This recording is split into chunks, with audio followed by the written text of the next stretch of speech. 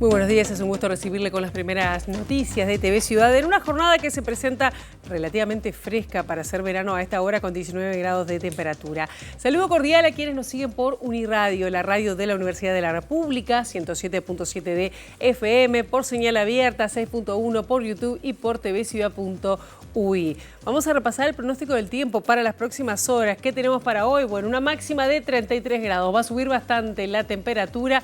El cielo estará soleado con periodos de nuboso, pero no se prevén precipitaciones. El martes 28, mañana las temperaturas extremas 21, 28 para el área metropolitana, y el miércoles 29 de enero también estará soleado con momentos de nuboso, no se prevén precipitaciones y todavía las temperaturas relativamente altas, 21 y 28 para disfrutar esta semana. Muchos temas tenemos para compartir con ustedes hasta las 9 de la mañana.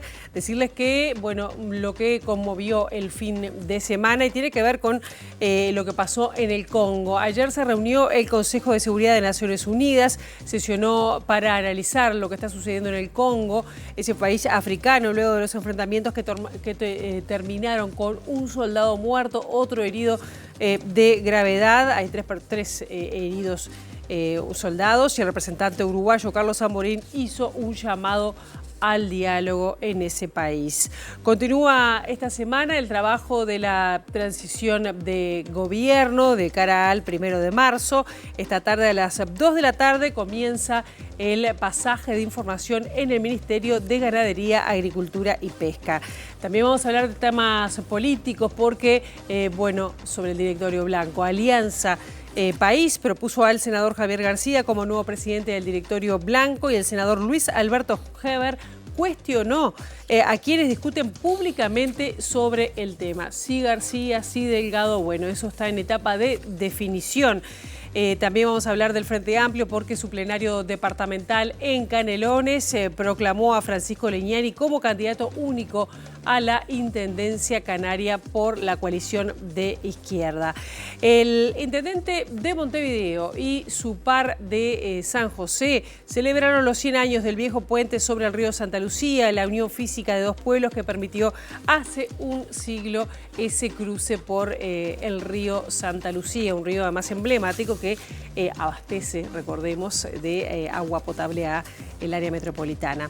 Hablemos de fútbol porque Nacional venció a Peñarol 2-1 y se quedó con la Supercopa Uruguaya. En 2 semanas volverán a jugar por el torneo Apertura, con el que completarán 3 clásicos en un mes. Gente que se ha quedado sin voz a estas horas por el partido de anoche. ¿Qué va a pasar 8:30 de la mañana? Bueno, recibiremos con mucho gusto a Daniel Garín, presidente de la Unidad Metropolitana de la UAM, para hablar sobre el balance que dejó el año 2024, cómo se proyecta este 2025. Bueno, Daniel Garín va a estar con nosotros, presidente de la UAM, sobre las 8:30 de la mañana. Ahora, ¿qué les parece si abrimos la ventana hacia las calles de Montevideo para, con datos del Centro de Gestión de Movilidad, ver por dónde circular, por dónde no? @IMTránsito, @MBTransporte para seguir en tiempo real cualquier cambio en la circulación.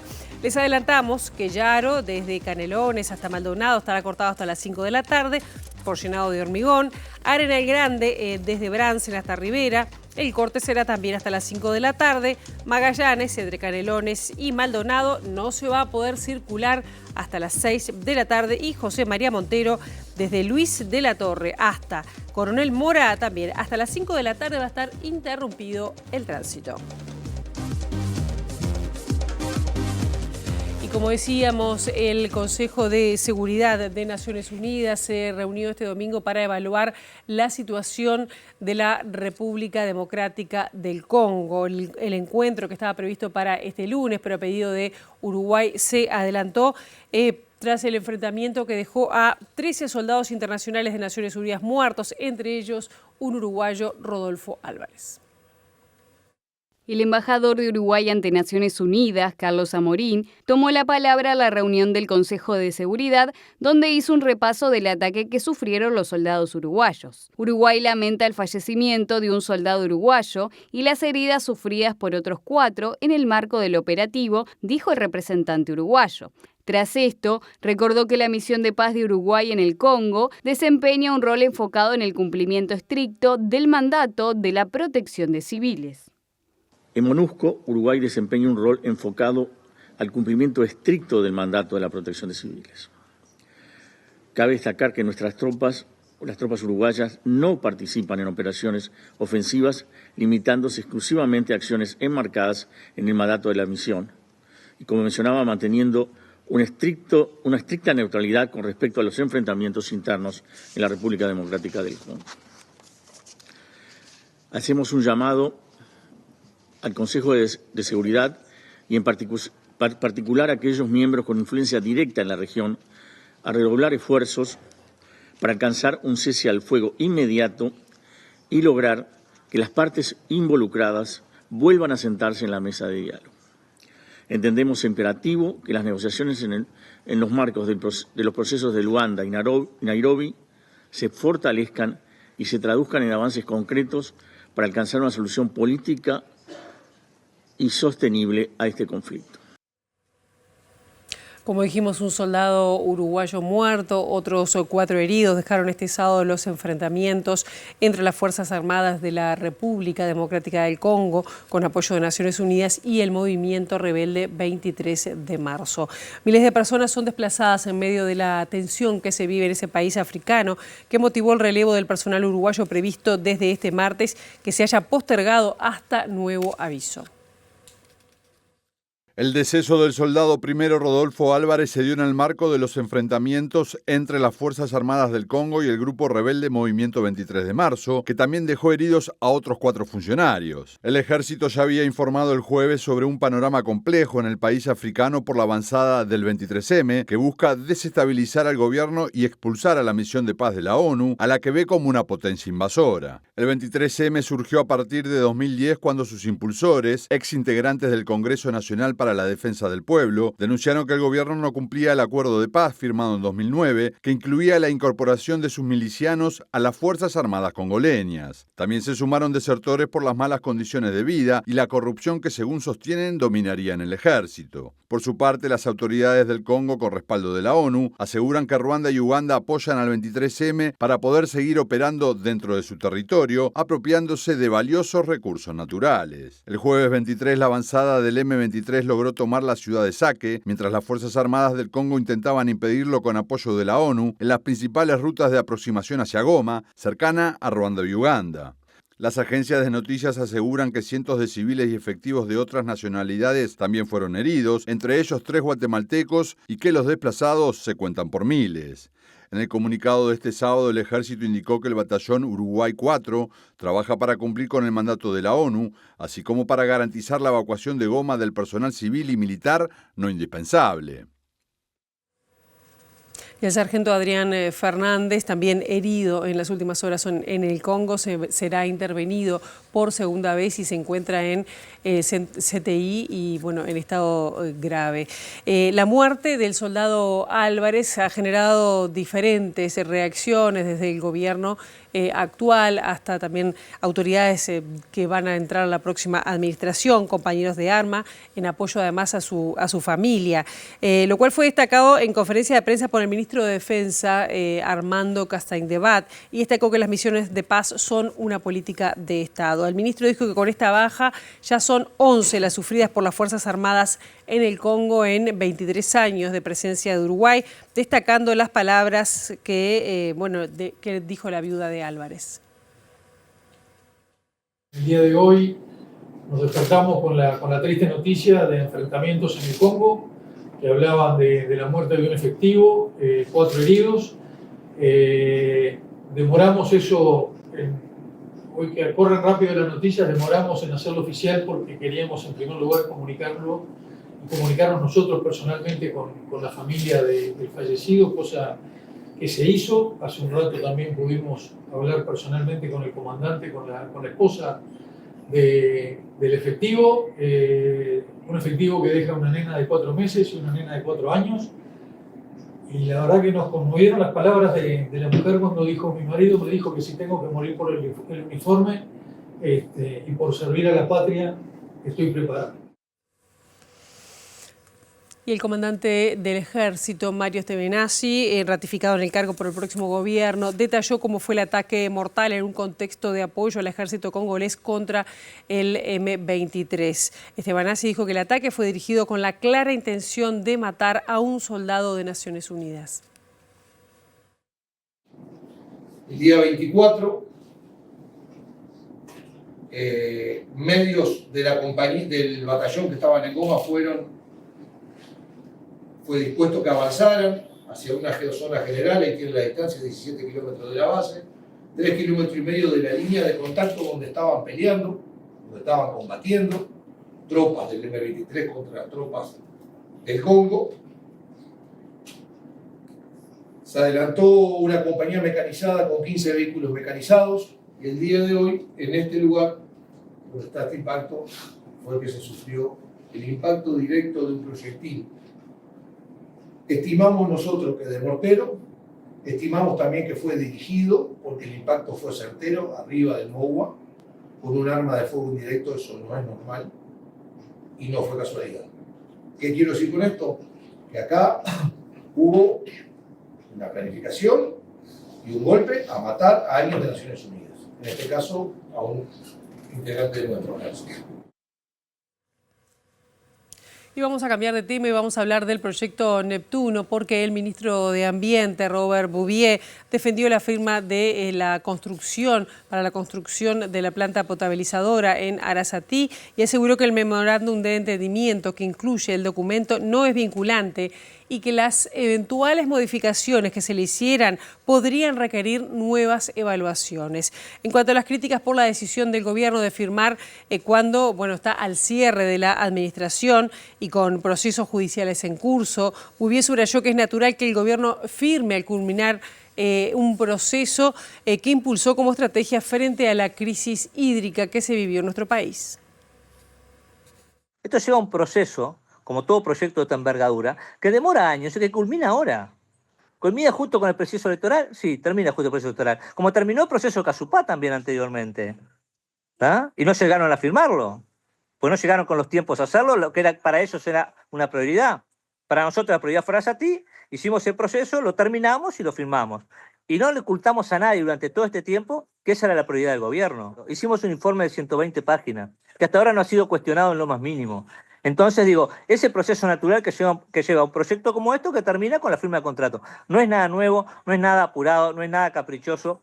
Es una estrategia del gobierno que tenía hace muchísimo tiempo, hace muchísimos años anunciada y que todos sabían que íbamos a llegar a ese fin.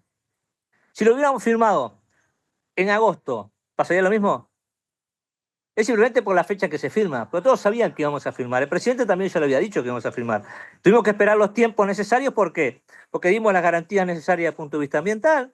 Cuando parece que un estudio se capaz lleva 3, 4 meses, lleva un año, porque dimos todas las garantías para que el informe sea totalmente sólido como lo es. Entonces me parece que no está sorprendiendo a nadie esto. Entonces me parece que decir que esto es un capricho o demás, como he sentido en la prensa y demás, me parece que está totalmente fuera de lugar. Sin embargo, organizaciones y colectivos de la sociedad civil están valorando qué iniciativa tomar ante la firma de este proyecto. Uno de los elementos a presentar es un recurso de inconstitucionalidad ante la justicia. Esto lo explicó Raúl Viñas, integrante de El Nodo. Acá el Neptuno no. Lo primero que estamos previendo ahora es que de haberse firmado exactamente el contrato que estaba aprobado por el Tribunal de Cuentas, él mismo tiene una flagrante inconstitucionalidad y vamos entonces a recurrirnos a denunciar esa inconstitucionalidad ante la justicia, esperando que se nos dé la razón y con eso llevar posiblemente a algún tipo de anulación del contrato. Hemos tenido algunas malas experiencias de contratos anteriores en tema agua que terminaron con inconstitucionalidades, pero que siguieron vigentes en el sentido que el Estado le siguió pagando a las empresas, como pasó con Aguas de la Costa en el departamento de Maldonado. El tema es que el contrato se firmó, y eso es un hecho. El contrato se firmó estando pendiente una acción en la justicia civil, que había dado que no se podía firmar, que fue anulada, pero que ese juicio sigue ahora en otro juzgado, en el 8º turno. Estamos en plena feria judicial y se firmó sin que hubiera resolución sobre eso. Hay otro litigio en el Tribunal de lo Contencioso Administrativo que va directamente al tema de la licitación. Entonces, todos esos hechos podrían terminar siendo anulados. Ahora, ¿Qué pasa con este contrato ya firmado en el cual nos comprometemos a pagar 900 millones de dólares más IVA y reajustables a una empresa por un proyecto? Lo tendrá que determinar la justicia, será un tema de futuro. No hay nada claro en eso. Y el hecho que se haya hecho un memorando de entendimiento para modificar de común acuerdo un contrato es de perogrullo. O sea, si estamos de común acuerdo podemos modificar cualquier cosa. El tema sería si el Estado le quisiera modificar algo a la empresa, en este momento se expondría a incumplimiento de contrato con todas las penas que deben de estar colocadas dentro de ese documento. La Federación Uruguaya de Empleados y Empleados de Comercio y Servicios, nucleados en la FUESI, van a solicitar al futuro ministro de Trabajo, Juan Castillo, revisar el límite impuesto por la ley de urgente consideración a las ocupaciones de los lugares de trabajo como extensión del derecho de huelga. El presidente del sindicato, Fabio Riverón, dijo también que en la agenda del próximo gobierno quieren discutir sobre lo que definió como precarización del trabajo en este periodo. No es que hubo una pérdida de puestos de trabajo, lo que pasa es que sí se perdieron puestos genuinos que se contrataron por la diversificación de las relaciones laborales que se ha interpretado en estos últimos años. Y eso lleva a una precarización del empleo, a una precarización del salario. Hay cifras ahí que rompen los ojos, ¿no? Si yo tengo hoy 600.000 trabajadores y trabajadoras que están por debajo de los 25.000 pesos, claramente están en una precarización salarial, pero va de la mano de una situación de precarización del empleo. Cuando hablamos de precarización del empleo, referimos a fueron contratados a través de suministradoras de mano de obra, contratados a través de contratos a término, a través de la original idea de que se abran un unipersonal y le vendan el servicio. Bueno, nosotros creemos que en realidad en este momento hay que rediscutir en realidad cuáles son los puestos genuinos que en los lugares claramente están arriba de la mesa y ahí tiene que haber un trabajador genuino, no hay necesidad de ir por la vía de precarizar el empleo. Si bien nosotros tenemos temas puntuales que trascienden los diferentes periodos de gobierno, pero también tenemos una agenda propia que se originó a partir de lo que nosotros entendemos algunas conquistas que fueron relegadas en este periodo que está terminando, y es de nuestro interés conversar con el nuevo ministro a ver cuál va a ser la interpretación. Una de ellas puntual que hacemos pública en realidad es sobre el tema de las ocupaciones. Y esto pasa en el área de trabajo, pero hoy se esperan varias reuniones en el marco de la transición. Una de ellas va a ser a las 2 de la tarde, donde comenzará la transición a nivel del Ministerio de Ganadería, Agricultura y Pesca. Y seguimos en temas políticos porque en el Partido Colorado y el Frente Amplio empiezan esta semana a cerrar la oferta electoral en lo que hace a la Intendencia de Montevideo. En el oficialismo capitalino, la principal duda radica en conocer a quién apoyará el sector mayoritario de la izquierda. Estamos hablando del Movimiento de Participación Popular. Está previsto que la definición se conozca más tardar en 10 días. A medida que avanza el año y se acerca febrero, los partidos políticos empiezan a correr contrarreloj para definir candidaturas a las intendencias, siendo la de Montevideo donde más incertidumbres existen. En los próximos días lo hará la fuerza mayoritaria en el Frente Amplio, el Movimiento de Participación Popular, que ya resolvió que no llevará una figura propia, sino que apoyará algunas de las propuestas por otros sectores. Mario Vergara, Silvana Pisano, Verónica Piñeiro, Salvador Esqueloto y Juan Cereta son los 5 nombres disponibles hasta el momento, impulsados respectivamente por Sereñistas, Casagrande, Partido Comunista, Vertiente Artiguista y el Partido Socialista. El Frente Amplio ya había establecido el año pasado y previo al inicio del ciclo electoral que serán 3 las candidaturas de Montevideo y que debe haber al menos una mujer. Por eso los acuerdos que puedan establecerse en los próximos días serán clave. El 9 de febrero está previsto que se reúna el plenario de la fuerza política, que será el que avale 3 postulaciones para que una semana después el órgano deliberativo departamental las proclame. En este sentido, fuentes del MPP explicaron a MD Noticias que han mantenido contactos con los distintos sectores para buscar puntos de encuentro sobre los énfasis que debería tener el próximo periodo de gobierno en Montevideo. Las fuentes indicaron que la dirección departamental MPPista se tomará entre una semana y 10 días más antes de dar a conocer la candidatura que apoyarán.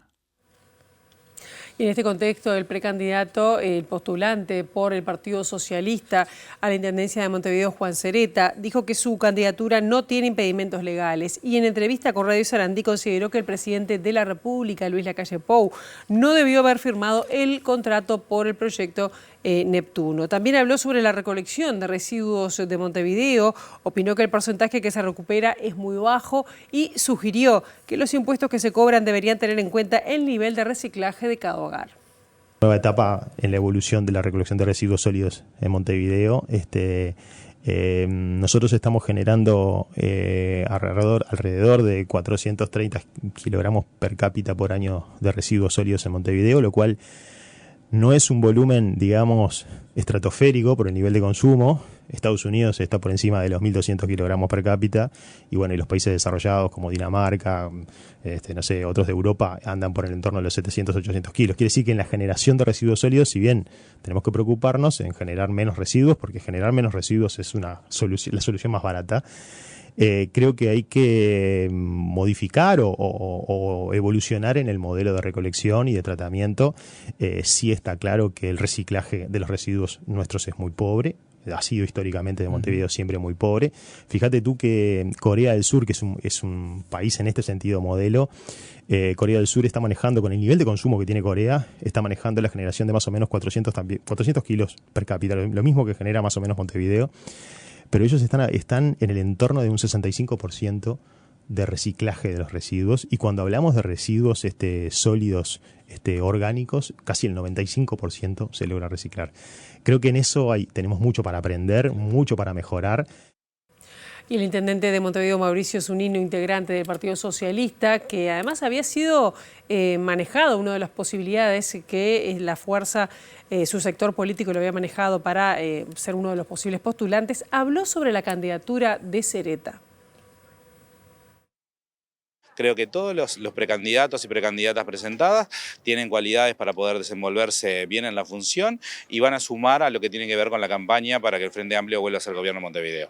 Yo creo que en Montevideo, dadas las realidades que tenemos hoy, vamos a ir por un sistema de candidaturas múltiples, que es lo que para esta coyuntura en Montevideo nos sirve. Y otros departamentos también han optado o por candidaturas múltiples o únicas, dependiendo de cuáles son sus realidades políticas particulares. ¿Puede decirse entonces que respalda usted la candidatura de Sereta? Respaldamos lo que ha resuelto el Partido Socialista. Y en el Partido Colorado, Washington Abdala, exdiputado y actual embajador de Uruguay ante la Organización de Estados Americanos, la OEA, recibirá esta semana el apoyo del secretario general del Partido Colorado, Andrés Ojeda, para convertirse en el candidato partidario para la Intendencia de Montevideo bajo el lema Coalición Republicana. El nombre de Abdala surgió luego de que los primeros que se manejaron en la interna colorada dieran un paso al costado, tal el caso del abogado Jorge Barrera, el vicecanciller Nicolás Albertoni y el empresario Alejandro Ruibal. La posibilidad de que Abdala sea el candidato depende de la aprobación del senador electo y secretario general del partido, Andrés Ojeda. En este sentido, fuentes coloradas cercanas al expresidenciable dijeron a MD Noticias que no descartan apoyarlo. Según la secretaria general de Montevideo del Partido Colorado, la diputada María Eugenia Rosselló, está previsto que el martes 4 de febrero se concrete la reunión de la convención departamental. Entonces, el Partido Colorado se abstendría formalmente de participar en las elecciones de Montevideo, dando paso a la coalición republicana que en su convención, fijada para el 6 de febrero, proclamará sus candidaturas. Ya está en carrera el senador electo del Partido Nacional Martín Lema, propuesto como candidato blanco a la convención de la coalición republicana y que a su vez cuenta con el respaldo del Partido Independiente. Por su parte, en filas de Cabildo Abierto, la decisión sobre impulsar o no un nombre propio se tomaría finalmente esta semana. En este sentido, la Corte Electoral fijó el 15 de febrero como límite para que las convenciones departamentales de los partidos definan quiénes serán las y los candidatos en las elecciones departamentales del 11 de mayo. Y el plenario departamental del Frente Amplio de Canelones proclamó como candidato único a la Intendencia Canaria a Francisco Leñani, actual secretario general de la Intendencia. Leñani ha recibido ya el apoyo de varios sectores y sostuvo que hará campaña destacando lo hecho en las 4 administraciones departamentales que lleva acumuladas en ese departamento el Frente Amplio. El desafío es enorme y es hermoso, primero porque venimos de 20 años de gestión donde la vara está altísima. 10 años de Marco, 10 años de Yamandú, y el objetivo yo me planteo, lejos de aquellos casos excepcionales que a veces se dan del alumno superar al maestro, en este caso para mí va a ser imposible, aspiro a estar a la altura de la responsabilidad de continuar junto con un equipo muy preparado y un equipo de compañeros que van a integrar la plancha conmigo, de estar a la altura de las circunstancias y poder lograr el único objetivo que todo servidor público que asume una responsabilidad de estas tiene al frente mejor que el año 2025, que fue el mismo objetivo que se trazó Yamatú en el 2020.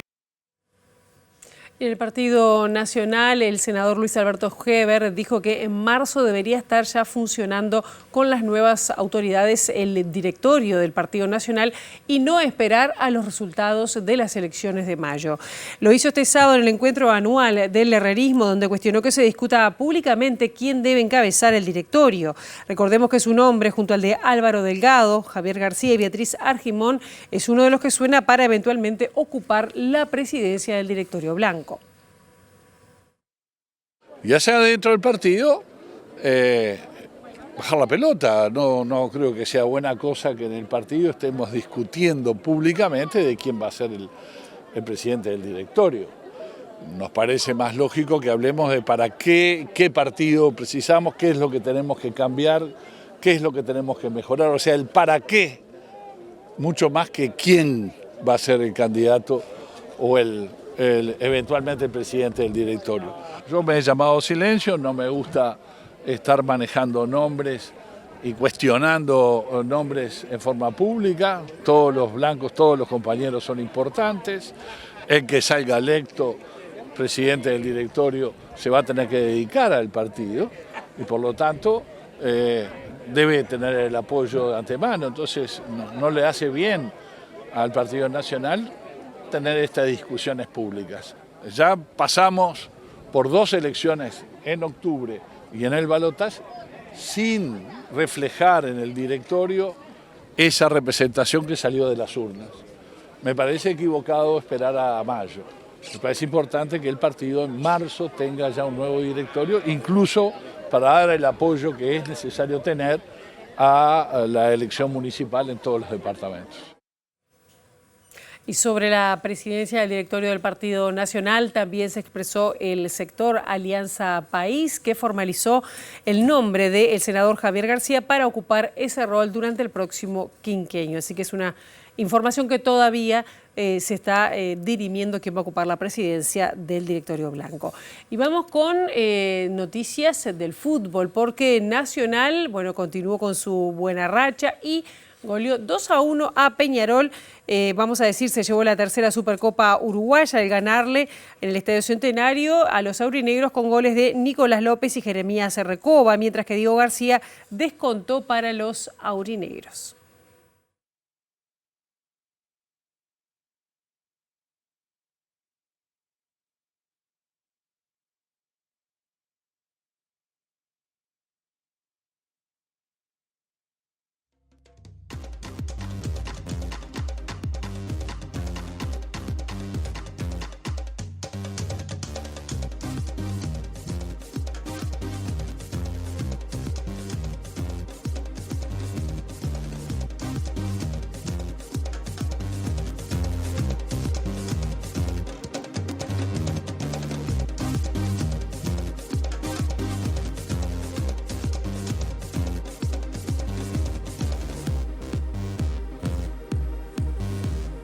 La selección uruguaya sub-20 tendrá esta noche su segundo encuentro en el sudamericano de la categoría que se disputa en Venezuela, clasificatorio del próximo Mundial. Los celestes se enfrentan a Paraguay después del debut con triunfo ante Chile.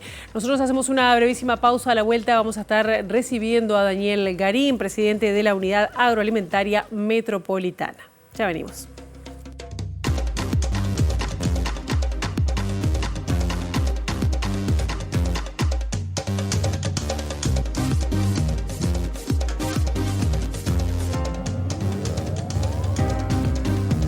En este segundo bloque de MB Noticias estamos recibiendo con muchísimo gusto a Daniel Garín, presidente de la Unidad Agroalimentaria Metropolitana. Un gusto, bueno, que estés esta mañana con nosotros. Buen día, gracias por la invitación y siempre un gusto estar aquí. Bueno, muchas gracias. Bueno, siempre cuando estamos arrancando el año hablamos de balances. ¿Cómo podemos decir que cerró la Unidad Agroalimentaria en el 2024? Bueno, cierra consolidando su funcionamiento como principal centro de abastecimiento de frutas y hortalizas. En particular, empieza ya a superar nada más y nada menos que el ícono del mercado modelo, que durante 8 décadas fue la referencia para el Uruguay de dónde se consigue frutas y verduras. Ahora ya poco a poco la ciudadanía empieza a decir, bueno, la fruta y la verdura se consigue en la UAM, alguno que de repente todavía no recuerda el nombre, es en el mercado Modelo Nuevo. Esto para un emprendimiento comercial siempre es muy difícil, por cuanto había que relocalizarlo, plantearse nuevos mecanismos de funcionamiento y hacerlo cargando con que el mercado modelo era la referencia. Eso está superado. ¿Está superado en ingreso de mercaderías y en comercialización en ambas? Sí. ¿Por primera vez en este 24? No, ya se había, en realidad desde que abrimos en el 2021 ha habido un constante aumento de la cantidad en toneladas de frutas y hortalizas que se comercializan respecto a los últimos 5 años del mercado modelo. Ni que hablar que el tema de la facturación también ha pasado, pero además en este 2024 lo que sí creo que se avanzó es que también empiezan a consolidarse otras áreas de negocios que tiene el plan de negocio de la UAM, por ejemplo el mercado polivalente. A fines de diciembre casi que dejamos completo todo el espacio del mercado polivalente con concesiones duraderas. O sea, es un proceso de crecimiento del conjunto de la UAM y de reafirmación de la marca UAM. O sea que el nivel de ocupación de las naves, a nivel de polivalente está prácticamente al 100. Las naves construidas, que unas se dedican al mercado de frutas y hortalizas, están arriba del 90%, el mercado polivalente arriba del 90%, la nave de actividades logísticas está un poquito más rezagada, pero ya superó el 80%. Y ahora lo que pasó en el 2024 y va a ser motivo de ocupación principal en el 2025, la expansión del área por concesión en la zona de actividades complementarias, que es esa zona que cuando se pasa por la ruta estás más cerca de la ruta, y que ahí teníamos 8 manzanas previstas para comercializar, hay unas 4 ya comercializadas.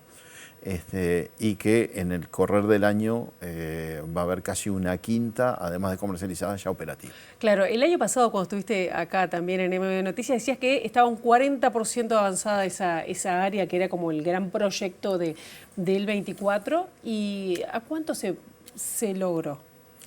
Bueno, el año pasado avanzamos en números gruesos, un 10% más de esa área, superamos el 50%. Nuestro plan maestro, que era previsto a 5 años, 2021-2026, maneja llegar a un 80% de esa área al finalizar el 2026. Nos vamos a poner este año 25 y el 26 a tratar de llegar a ese indicador. Tenemos la firme expectativa que el hecho de irse reafirmando el proyecto como confiable para las empresas que llegan, sea un factor que motive la llegada de nuevas empresas, que es lo que estamos trabajando. Y bueno, y además poder seguir demostrando de que vamos teniendo un desempeño como empresa muy nueva. La Unidad Agroalimentaria Metropolitana tiene actividades operativas desde el 2021 para acá. Entonces es una empresa de gran porte, esencialmente en el área comercial, que precisa ganarse el prestigio en el campo de las actividades comerciales y que poco a poco se va consolidando y que seguramente eso sea un elemento que también va a ayudar a que nuevas empresas se interesen a instalarse en nuestro parque agroalimentario. ¿Y cómo venimos con el tema de los operadores, la captación de operadores? Porque hay críticas que, bueno, hay operadores que han abandonado por falta de rentabilidad. Porque es muy caro tener un espacio y tal. Sí. ¿Qué dices sobre eso? Bueno, ¿se ha dado? Tenemos operadores que estaban en el 2021 y que ya no están. La contracara es que hay muchos operadores que no estaban y hoy están. Nosotros creemos firmemente que el tema que ha pasado con el parque agroalimentario y las actividades que hacen en la UAM es que ha habido una profesionalización de la actividad comercial. Donde lo notamos más es en el mercado de frutas y hortalizas. Se hace cada día más difícil que una empresa pueda venir a la UAM 1 o 2 días a la semana a comercializar. ¿Por qué? Porque está participando en un ecosistema comercial donde hay empresas que están los 6 días a la semana. Entonces, ¿qué pasa?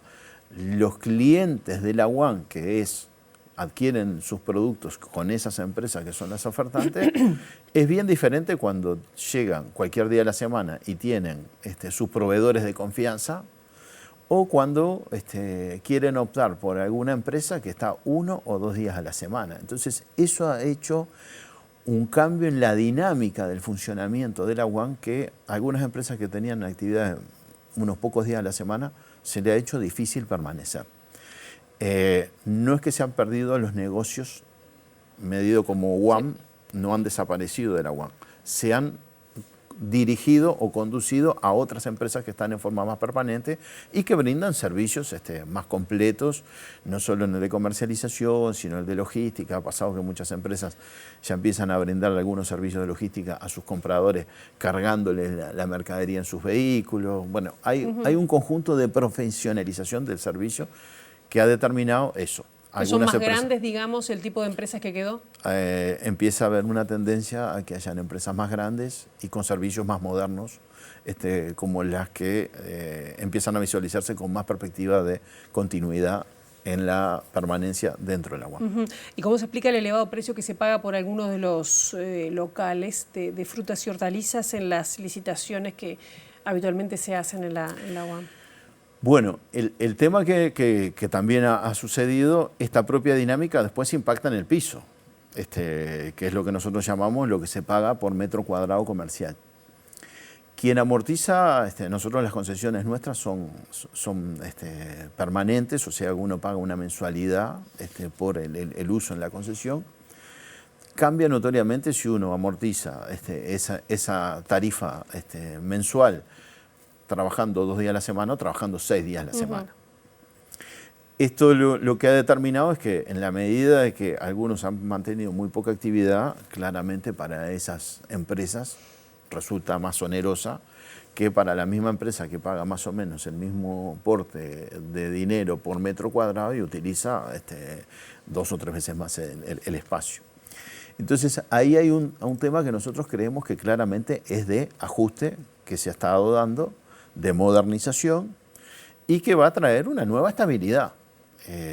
Nosotros creemos que esa estabilidad ya empieza a darse porque las empresas que normalmente no han encontrado un buen equilibrio de ellas en el funcionamiento del mercado ya empiezan a cada día ser menos y ahora empezamos a tener sí claramente más la dinámica de empresas que están llegando y que ya se adaptan a la información general de que se precisa una dinámica de todos los días, una cierta cantidad de bultos por día de comercialización, cosa que si no se logra... ¿Y los pequeños productores quedan medio afuera?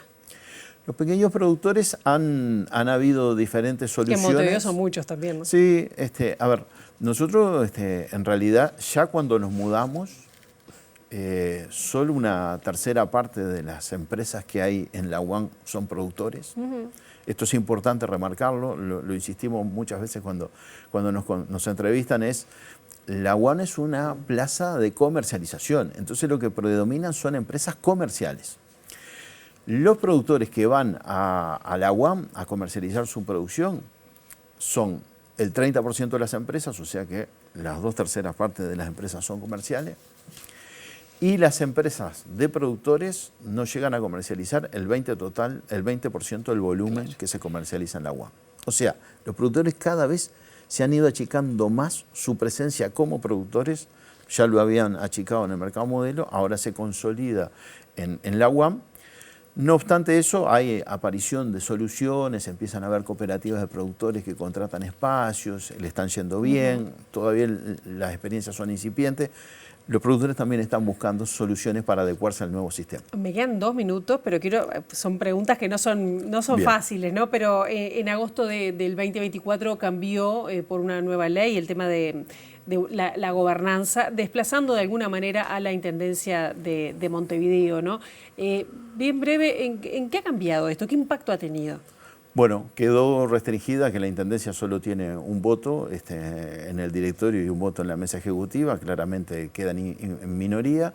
Algunas prerrogativas que tenía antes en cuanto a presupuesto, inversiones, que cumplían una función de tener un voto calificado, ha desaparecido. La consecuencia de eso es que queda con un voto casi que testimonial en la dirección, siendo la institución que generó el proyecto, contrató, adquirió los espacios, pensó el proyecto, lo construyó, lo dinamizó su mudanza. Y lo que empieza a pasar, empiezan a ver los primeros indicios de una privatización de la gestión.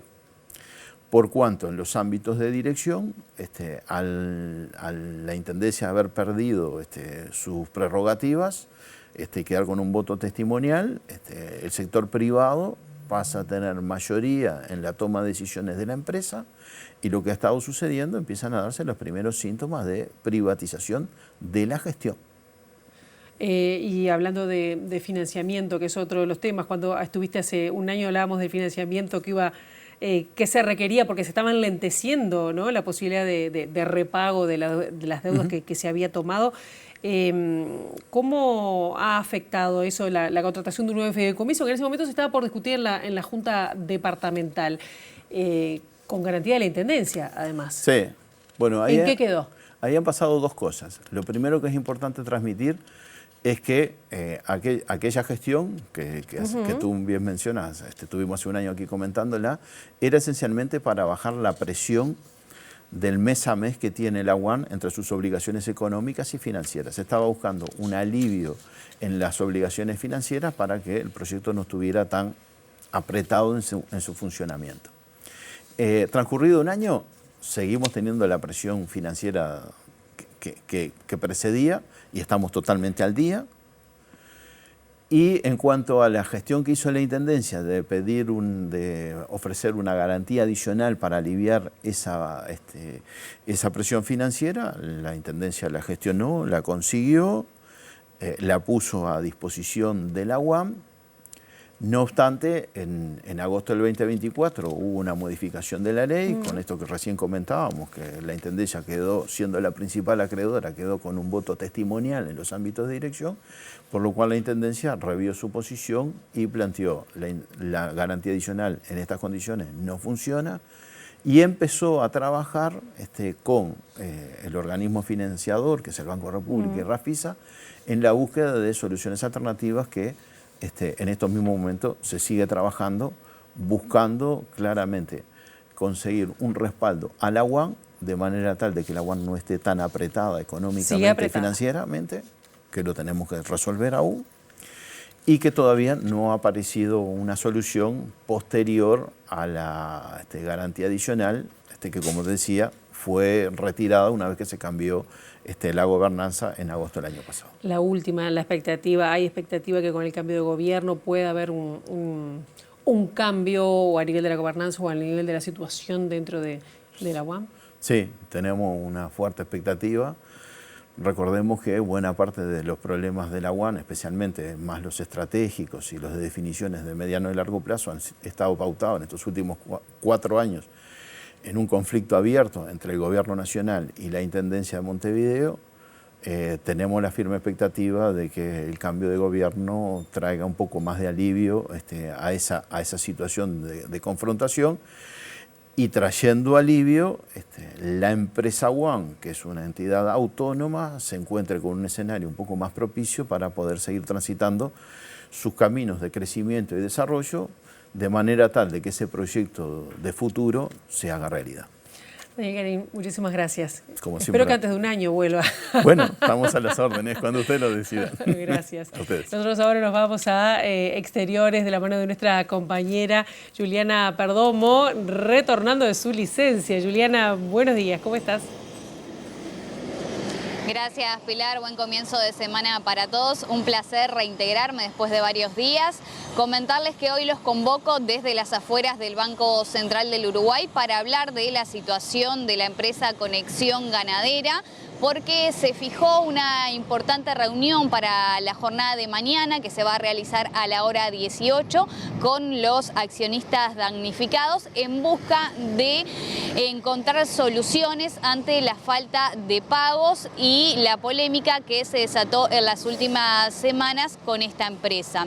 Recordemos que esta reunión se iba a desarrollar en la jornada del jueves, pero decidió suspenderse por parte del director Pablo Carrasco, en el entendido y que él no manejaba los fondos de la empresa y él argumentó que en ese momento no contaba con la información suficiente para compartirla con las accionistas y empezar a delinear una ruta de soluciones ante los asesoramientos legales que ya realizaron los damnificados y las 2 denuncias penales que se presentaron en la pasada jornada.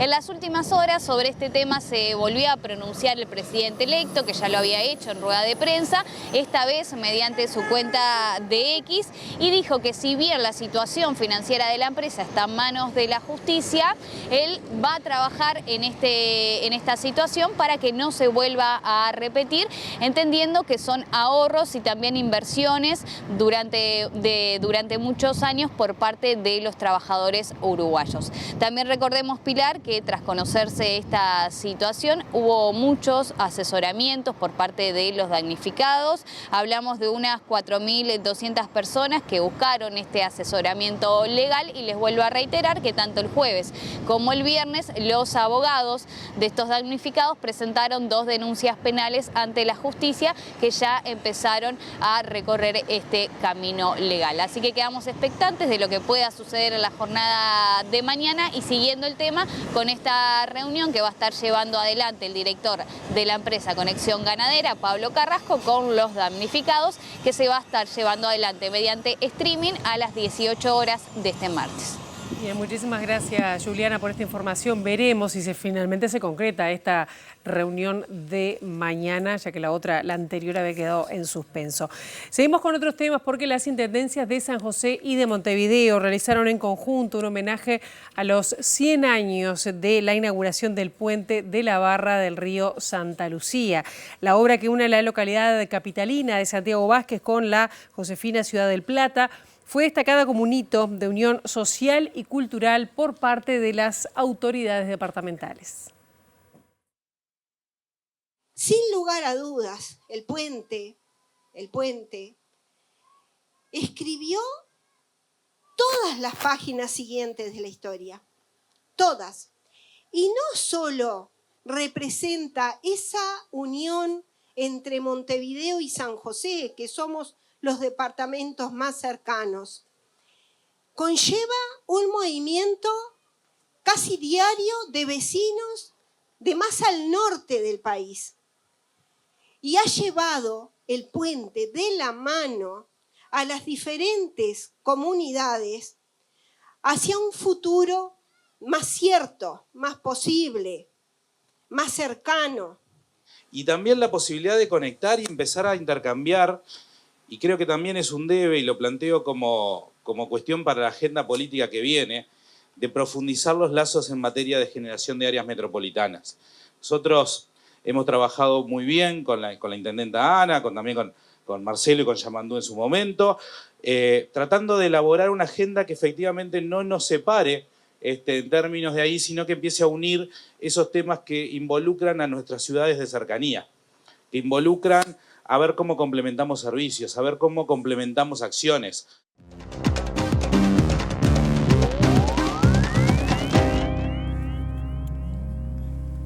Bueno, tensa la situación, la relación entre Colombia y Estados Unidos, una situación de tensión que dio vuelta este fin de semana cuando el presidente colombiano Gustavo Petro rechazó la entrada de aviones con personas deportadas provenientes de Estados Unidos al considerar que no se garantiza un trato digno.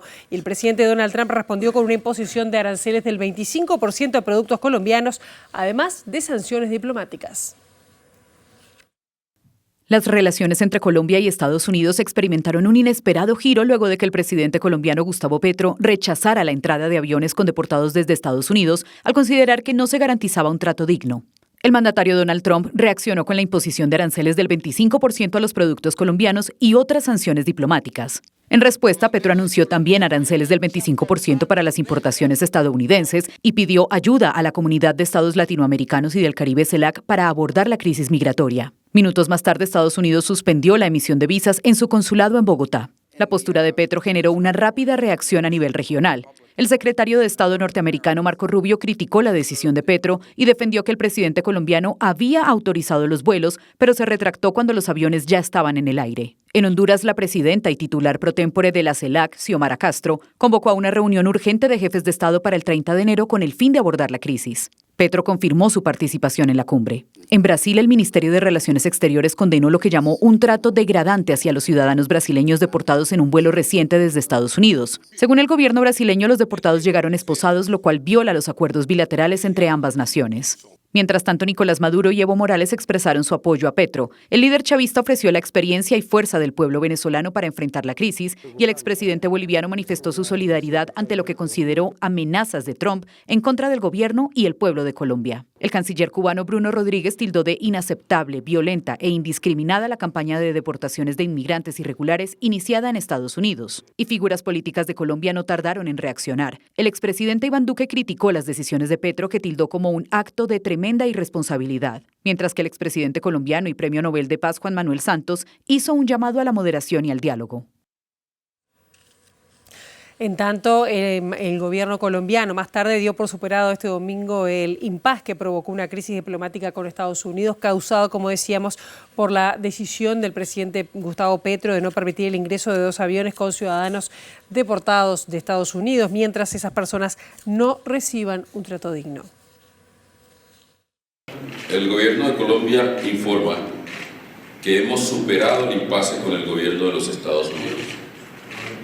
En este contexto, el canciller Luis Gilberto Murillo y el embajador Daniel García Peña viajarán a la ciudad de Washington en los próximos días para sostener reuniones de alto nivel que den seguimiento a los acuerdos resultado del trabajo conjunto que llevó al intercambio de notas diplomáticas entre los dos gobiernos.